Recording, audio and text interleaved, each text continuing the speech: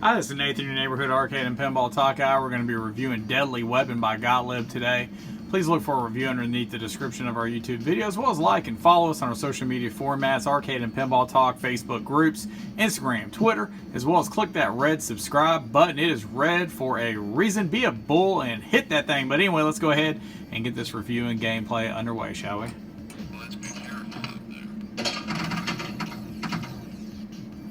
First impressions. You know, for a fixed state game, not too shabby the setup so far. I mean, I'm a little impressed. This is a visual pinball representation of the original table, so it looks great.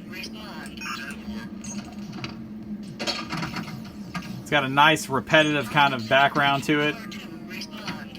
And the sound bites are more people calling in, obviously, you know, arrests or felonies or whatever. That's pretty interesting. So, flipper gap is moderate. It's not necessarily average, but it's a little wider than average, which is still kind of average, unless it's a Ghostbusters.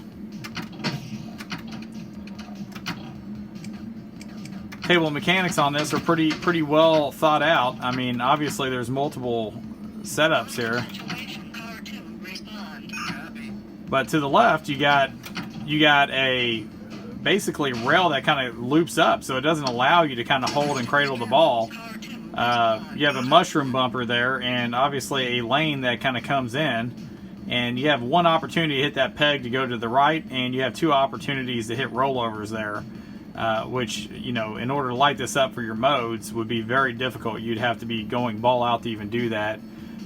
Your right end lane is basically blocked by a sling, and you either go up to the right and come down rollovers to that lane, or you got to go in between the sling and those drop targets to the right. You got a flipper to the middle. You also have a lane going up with a rollover that exits upon those mushroom bumpers up there. You also have another area that comes around to the middle with some drop targets, as well as a kick out to the top right, which is mystery. So, you know, it seems to have a little bit of fluidity to this. There are some blocks, and again, you know, as I say, if it's blocked out too much, it just makes it really difficult.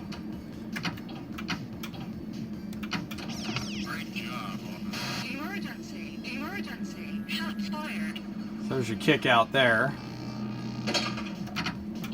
And as you notice, that didn't lock permanently, so we get in there again.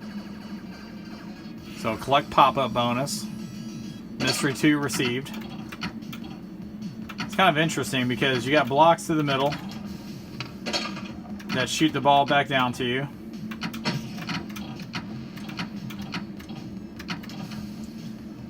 And you got a bunch of, you know, just peg blocks that are throughout the middle of this table here.